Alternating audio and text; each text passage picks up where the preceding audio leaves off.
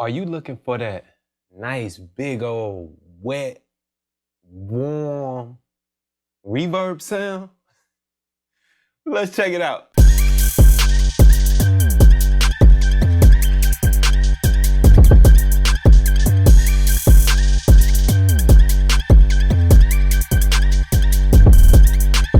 What up, YouTube? This is your Pro Tools pimp, Wavy Wayne, all right? And today, we're gonna talk about one of my favorite topics, and I know it's one of yours too, is how to get the perfect reverb in a record. Now, as you already know, pretty much every single record has some amount of reverb, whether it's a super big reverb sound or just a little bit of reverb sound.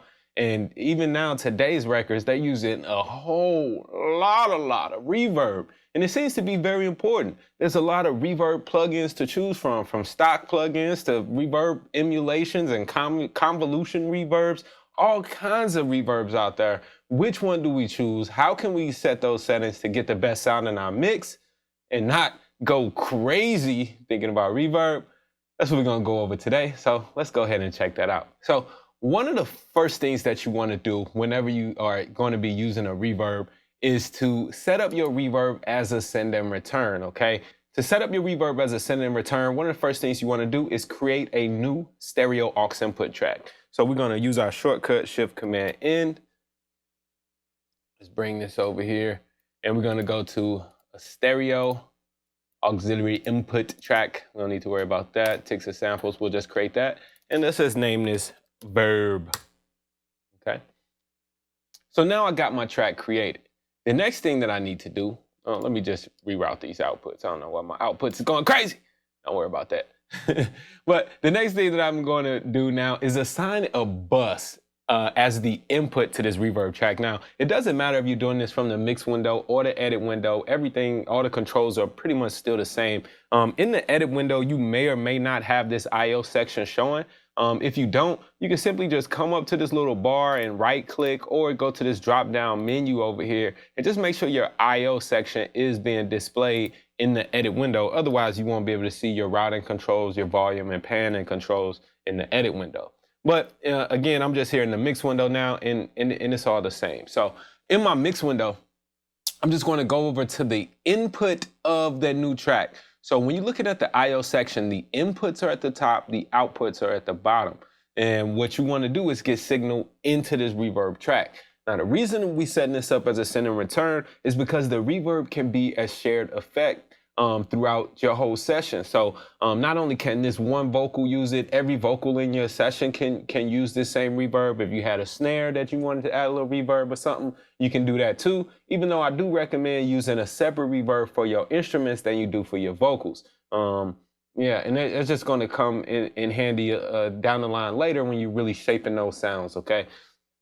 And also when you're doing stuff like printing your stems and acapellas, if you got that snare going to the same reverb as your vocal, you could have a little problem when you start hearing some snare creep in when you're trying to get a vocal acapella, but I digress from that, all right? So I have my reverb track here, my verb track, and I'm just gonna assign a bus as the input. Now, a bus in Pro Tools is simply an internal routing pathway that allows signal to travel from one track to the other.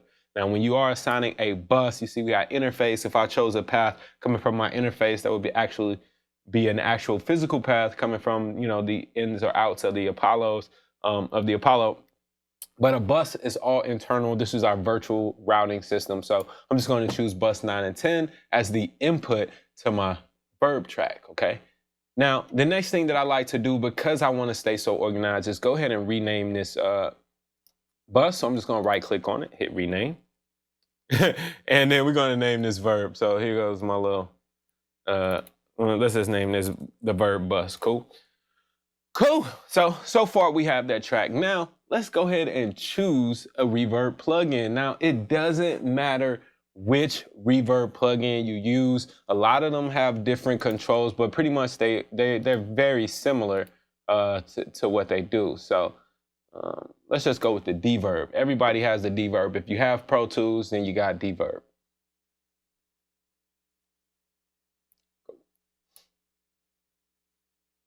Okay.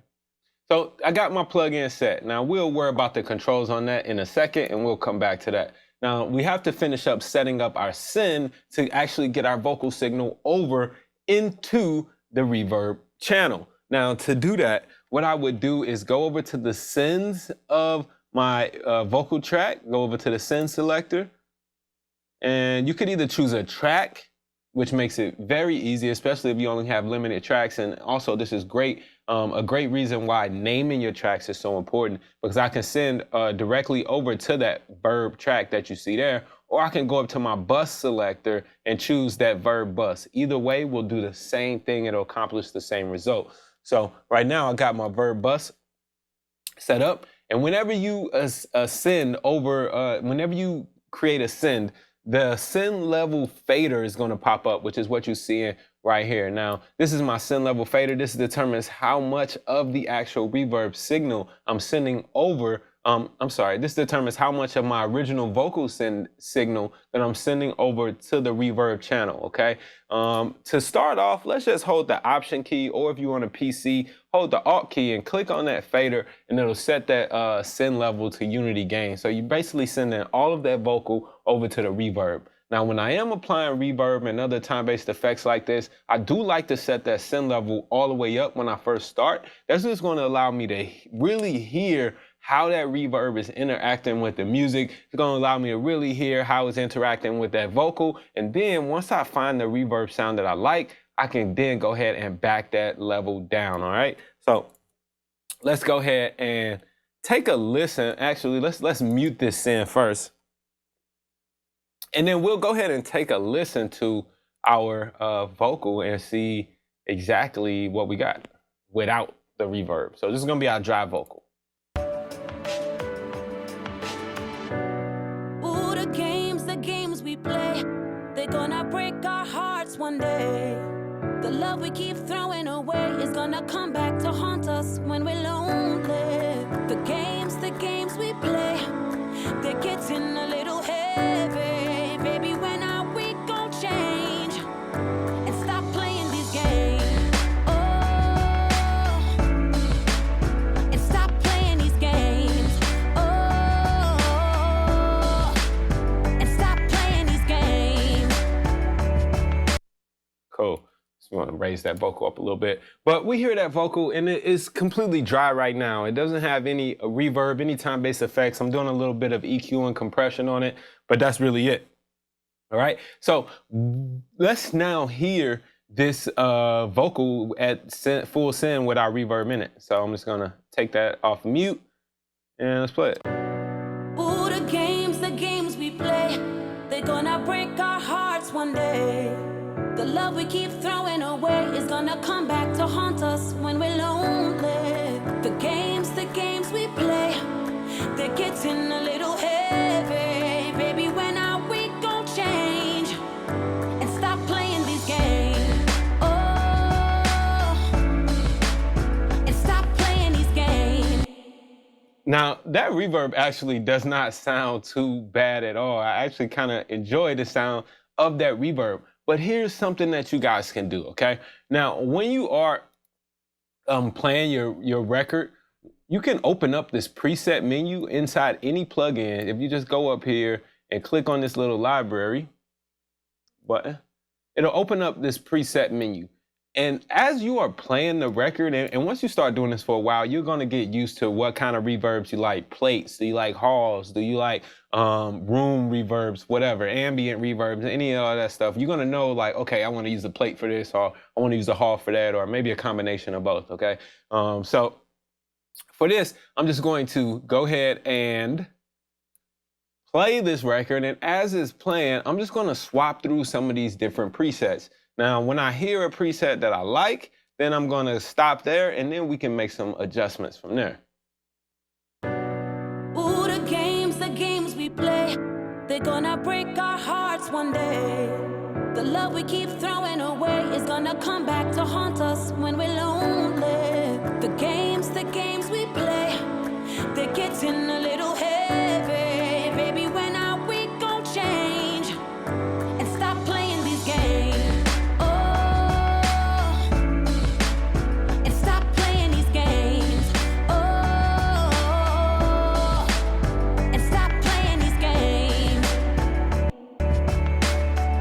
I think I like that large church there. So we'll start there. All right. I like that one. Ooh, the games we play, they're gonna break our hearts one day. The love we keep throwing away is gonna come back to haunt us when we're lonely. The games we play, they're getting a little heavy. Baby, when are we gonna change and stop playing these games? Okay, cool. Now this reverb is pretty cool. One of the things that we're gonna notice, one of the first things that we're going to notice is that reverb time is a little long. It seems like it might be a little bit too much, but it's all good. We're going to work with that. One of the first things I like to adjust with my reverb is the pre-delay time. Now, pre-delay determines basically how long after that initial signal will the reverb start, okay? So the longer the pre-delay is, the longer you're going to have before you have that initial vocal and then the reverb. If you have zero pre-delay, then as soon as that vocal is hitting, then the reverb is happening at the same time, okay? Now, in a real scenario, reverb is created by the sound bouncing off of the walls in a room, and it doesn't happen instantaneously. And in a record, you kind of want to create that space between your reverb and the vocal. So to get the perfect reverb sound, what we want to do is, to get the perfect separation, is we want to calculate a pre-delay time that's going to be in time with the music. So I typically like to use like a 16th note pre-delay time. And now the way that we calculate that is by using a little mathematics. Now I know y'all scared, but it's all good. I'm just going to open up my calculator app here. And the way we do this is 60,000. So you just take 60,000, right? Now, 60,000 is because you see the pre-delay time is in milliseconds. So what we're going to do is take 60,000 and divide it by whatever our sessions BPM is, okay? And that's going to give us the quarter note value in milliseconds, and then we can just keep dividing down from there, okay? I hope I don't lose you with this too much math, okay? But again, 60,000, there's 60,000 milliseconds in a minute. So we're basically converting our beats per minute into milliseconds for this. So I'm gonna take 60,000, I'm gonna divide it by 90, what's that say, 87.5 equals, okay, so that's our quarter note. We're gonna divide that by 2. We're gonna divide that by 2 again. And I like to get under 100 milliseconds or even less. So let's start off with this 85.7 milliseconds for that pre-delay time and see what that starts. So let's just say 86. And let's listen to that. Ooh, the games we play. Now, if you notice the difference there, right? We heard that initial attack on our vocal here. Let me mute this beat. And so we can hear that difference a little better. Whoops. This has a little automation on it. Ooh, the games. Right? Versus if I had 0 pre-delay time. The games we. Ooh, the games we play. Right? And let's just go back to my, what was that, 86?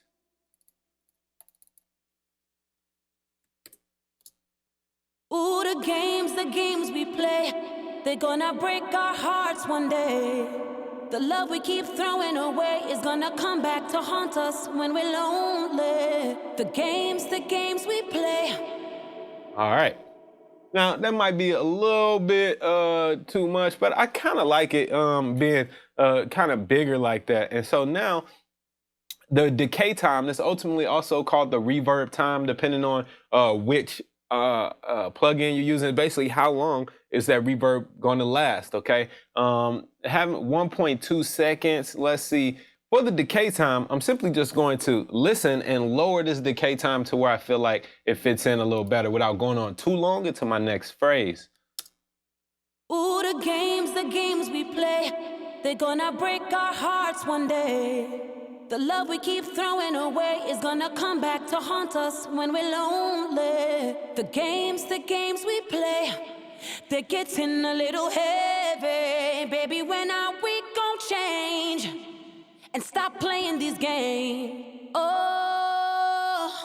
Okay, I kind of like that. It shortened that reverb sound up. and made it a little cooler. So let's listen to that with the music.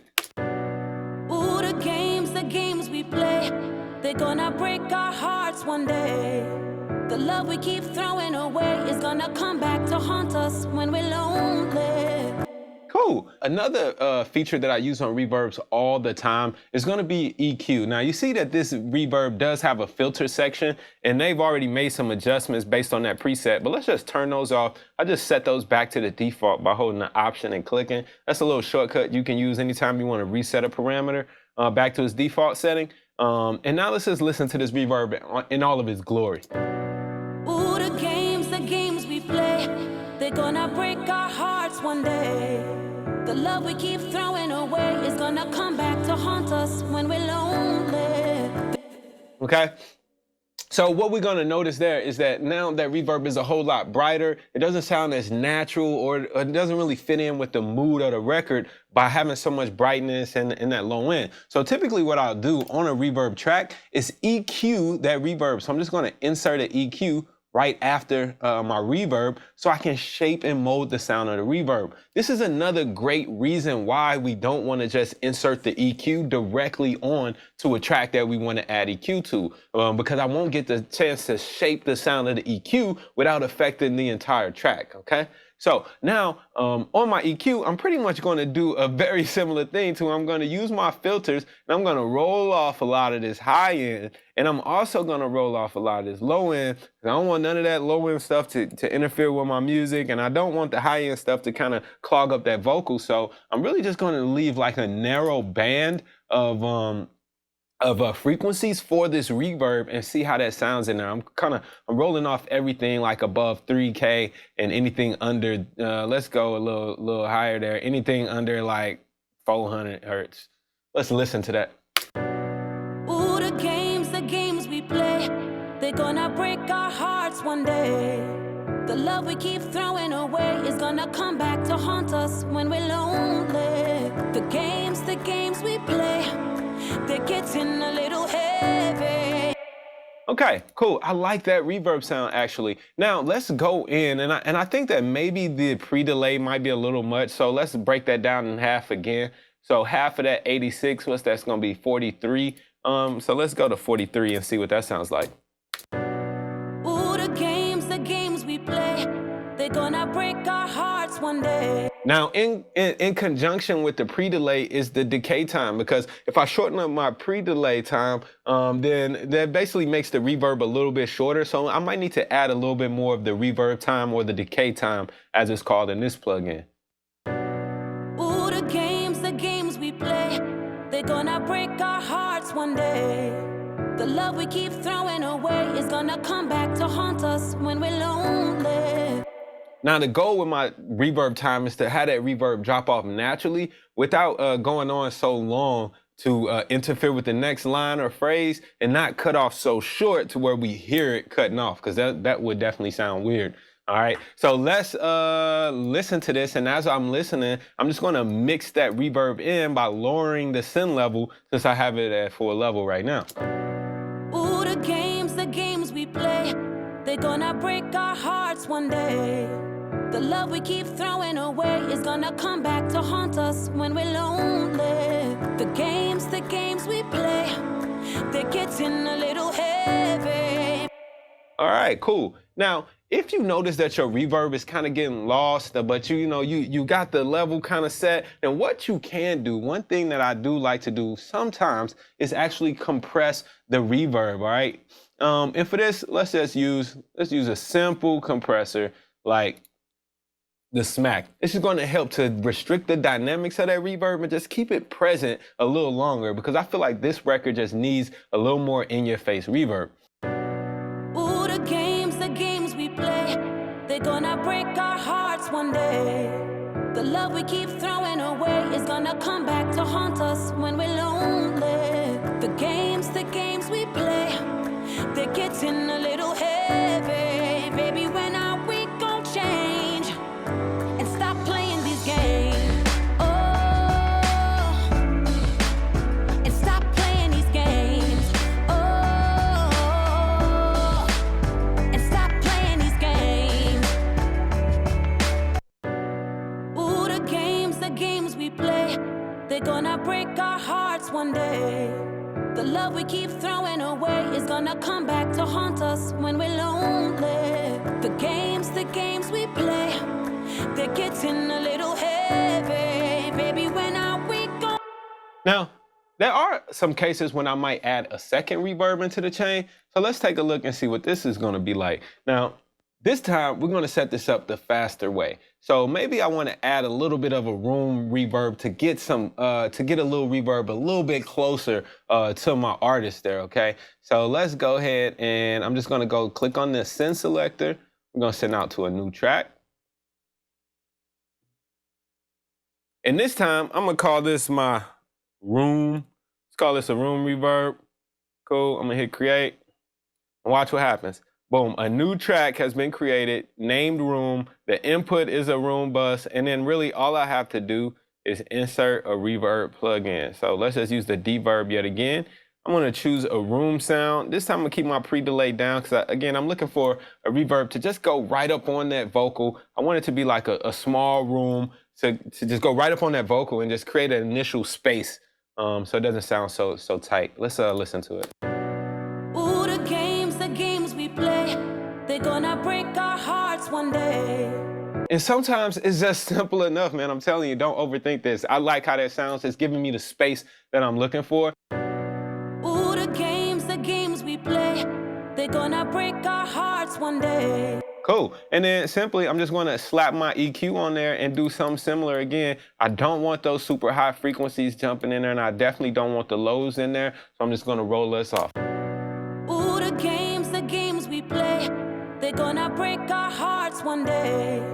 The love we keep throwing away is gonna come back to haunt us when we're lonely. The games we play, they're getting a little heavy. Baby, when are we gonna change and stop playing these games? And that is how you get the perfect reverb sound. If you found this video helpful, make sure you leave a thumbs up and leave a comment below on what reverb plugin is your favorite plugin, all right? If you found this video helpful, make sure that you leave a thumbs up and comment below what reverb plugin is your go-to reverb plugin. Do you like plates, halls, rooms, convolution reverbs? Who knows, man? There's so many choices, okay? Don't forget that if you ever need professional mixing services, you can shoot me an email or visit my website, Wayne.wav, where you can also cop custom Pro Tools mixing and recording templates. And I heard that Wavy even got a mastering chain tutorial and template out there somewhere. So click the links, subscribe, and be dope.